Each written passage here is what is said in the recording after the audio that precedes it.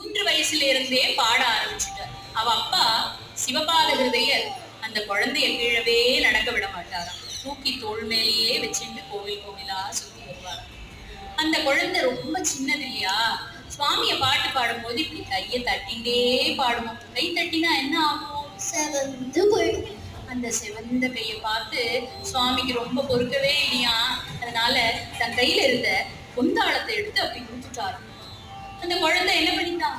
தட்டி தட்டி தட்டி பார்த்துதான், ஓசையே வரலையாம். ஏன்னா பொண்ணுல சத்தமே வராது இல்லையா.